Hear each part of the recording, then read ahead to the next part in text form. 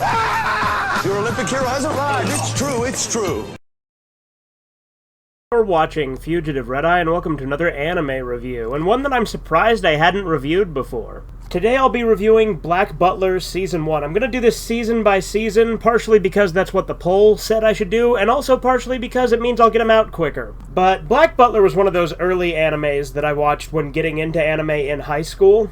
I watched through the first couple seasons way back in like 2012, and you know, this has made me kind of want to revisit a lot of the stuff that I was watching in high school and college. But Black Butler Season 1 is basically a complete series. The Black Butler manga is still ongoing, and doesn't have an ending yet, but the first season actually does give it an ending, which we will get to in a bit, so there will be spoilers ahead. Also, I want to mention that there actually was an OVA at the end of Season 1, His Butler Performer, which is where they do a version of Hamlet, but I didn't watch this one this time around.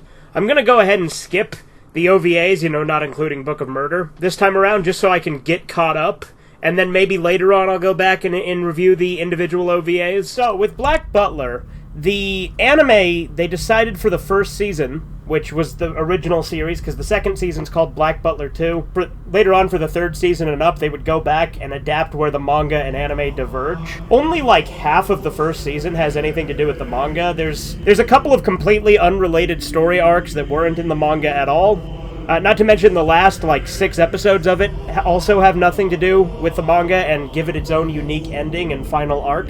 But what is Black Butler all about? Well, for those of you who don't know, it's about a young boy named CL Phantomhive, whose parents are killed off and his mansion is burned down by this weird cult. Exact motivations of the cult isn't abundantly clear at the start, but CL makes a deal with a demon named Sebastian, who CL actually names, and Sebastian makes a contract with him to help him get revenge. Sebastian becomes CL's butler and loyal servant until he is able to achieve his revenge, and at which point Sebastian will consume CL's soul. Sebastian is obsessed with CL's soul, because CL is a soul tainted by revenge, and once his revenge is complete, it will be a very refined soul that's unique, and Sebastian is tired of just eating any old soul that comes up to him. He is obsessed with CL's soul. He craves it. He wants it. It's the only soul he wants. CL is what's called the Queen's Guard Dog, and what that means is he works for Queen Victoria, because this takes place in Victorian London, to go and sort out issues of the underground.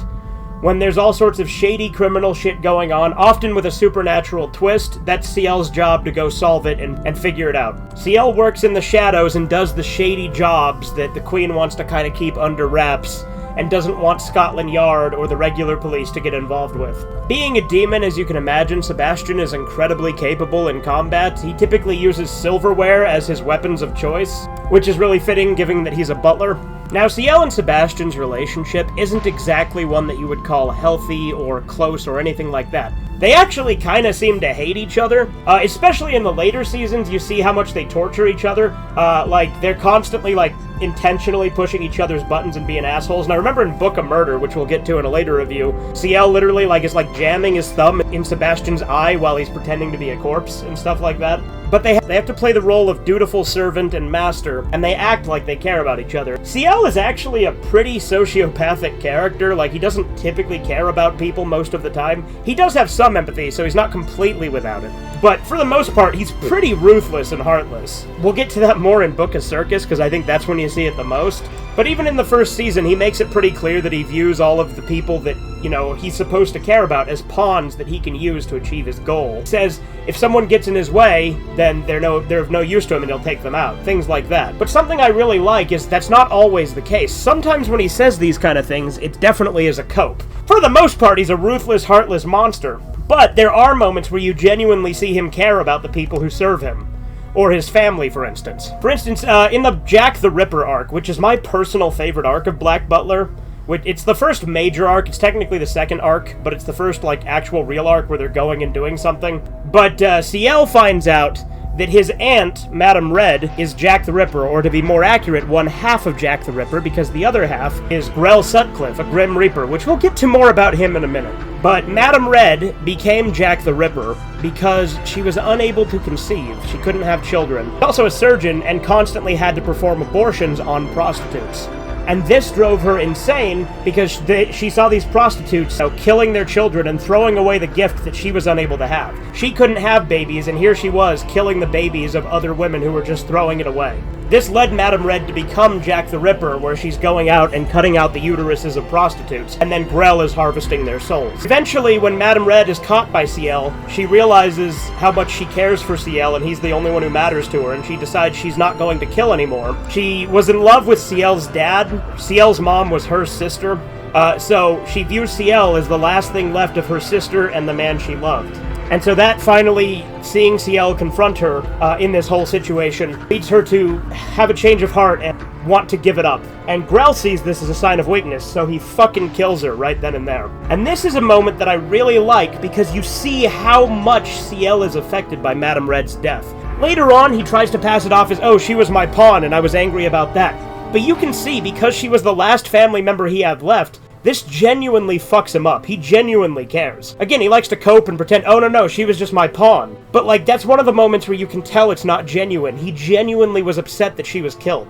And then he orders Sebastian to kill Grell, which is one of the few times Sebastian actually doesn't follow through with an order, and it's kind of interesting. Because Sebastian is not supposed to be able to ignore orders or refuse orders. That's kind of their whole dynamic. But Grell, being a Grim Reaper, that he's a divine being, so Sebastian says, well, my lord, if you're ready to accept the consequences of having killed a divine being, and Ciel's like, I don't care, just do it. And so Sebastian initially fights Grell, planning to kill him, but then Will the Reaper shows up and says, oh, sorry, this one's caused all this mess for you. I'm gonna take him back and discipline him, and Sebastian's like, oh, okay. So he didn't kill Grell, he didn't finish him off just because Will showed up to come and take Grell away. I mean, I'm glad they didn't kill him, because Grell is a fun character, and he does come back a few times after that. Which, let's just talk about Grell here. Those of you who've watched me for a while might be like, why do you like Grell so much? Isn't Grell a trans character? Grell is a transvestite, just like Frankenfurter, where he is a deviant. He is a deviant who's in it for sexual pleasure and gratification. I think it's really funny that trannies act like he's this fucking icon for them, when he's literally a murderer and a sexual deviant. I enjoy him because of how much of an unhinged nut and deviant piece of shit that he is. He's a really fun character in that regard. That's the thing, that's how these characters used to be. When everyone acts like, oh, this is great trans representation, I'm like, you want this motherfucker to represent you? Okay. But Grell is a really fun character. He's also super attracted to Sebastian and constantly swoons over him. And there's even a part where Ciel offers Sebastian to Grell for a night to do whatever he wants with him. Also, after Grell kills Madame Red, he takes her jacket, and that becomes his iconic look. Also, Grell has a chainsaw, which I don't know if those were around at the time that Jack the Ripper was out killing. But the chainsaw makes sense, because I'm pretty sure chainsaws were invented to cut open cervixes as like a sort of brutal precursor to C-sections, something like that. So it makes sense that Jack the Ripper would have that, so I think that was very intentional by the creator. It's also really cool that his death scythe is a chainsaw. But yeah, there's a couple of different arcs in the first season. There's also the Hope Diamond arc, which isn't in the manga either, and it's another really good arc. There's also a Hellhound arc, which isn't in the manga, that's really good. Then there's the Curry Festival, which is in the manga, and that's actually the last manga arc that's adapted in Season 1. So after the Curry Festival is where the two have completely diverged. Mind you, they've diverged largely before that because there were characters like Angela and Ash, who are angels, who are completely anime exclusive, as well as the Hellhound Pluto. Then in the final arc, it's revealed that Angela and Ash, these two angels, which are actually the same person, I don't remember if they're ever shown in the same place at the same time, but maybe they're able to split apart if that's the case. The angel character, we're just going to say Ash from here on out because that's who he becomes in the final battle, is hermaphroditic, similar to Rio. Also, Angela's voice is the voice of Shin-chan in the Japanese version, and I can't unhear that. I noticed it when I heard her talking. I'm like, wait a minute, that's Shin-chan, right?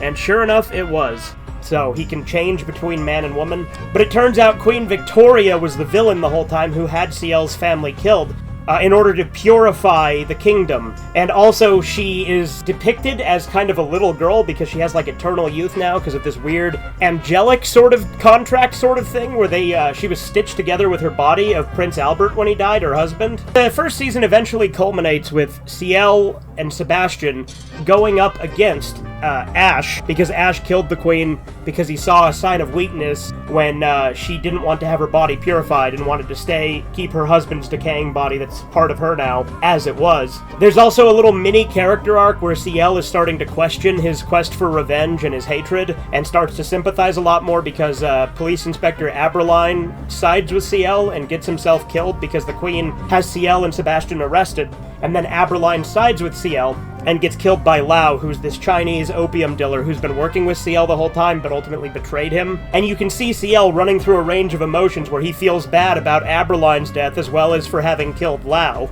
because Lau was one of his pawns as well, but he's starting to wonder if he actually cares about them, and it makes him soft, and Sebastian gets mad and leaves for a little bit because of that. Eventually Ciel is like, no, I need to get my revenge, so he returns to London while it's on fire to confront Ash and the Queen. Sebastian and Ash have this huge battle where Sebastian uses his true form, which we don't get to see. That's kind of the whole point, is that we're not supposed to see it, and defeats Ash. And then after that happens, Ciel and Sebastian take a boat down what I presume is the River Styx, and then Sebastian absorbs Ciel's soul, with Ciel telling him, "Be brutal, I want to have this pain etched into my soul to show that I lived," because Sebastian tells him, "It will hurt a bit, but I'll be gentle," and he's like, "No, be brutal. I want the pain etched into my soul."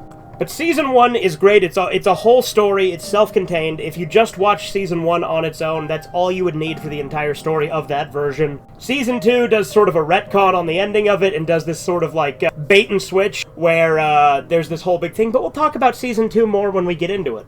Sebastian in Season 1 also uses his sex appeal to fuck chicks to get information out of them in the last arc. But this series, I'm glad it holds up as well as it did. I was worried that it wouldn't, but I'm glad to say it does hold up. I quite enjoyed this still, just as much as I did when I watched it the first time. The series can range in tone from being fairly lighthearted and wacky to being very dark, just due to the themes and some of the characters. All of Ciel's servants are also super soldiers. I don't know if that's true in the manga, but it's definitely true in the anime, where they're all gifted in some way or another. Something I really like about this series is they use existing history and folklore from the time period for a lot of the concepts in the arcs. For instance, Jack the Ripper, obviously. Also the arc after that in the anime, they have the Hope Diamond arc with, the Curse of the Hope Diamond. That also ties into this thing where Angela is using these, like, puppets to turn people into dolls and stuff like that. But they also have an episode about the two princes that were tortured to death in the Tower of London and their ghosts being restless. They also have the imperial occupation of India as well, so there's a lot of thematic historical stuff in it. There's some weapons and stuff that I don't think existed at the time,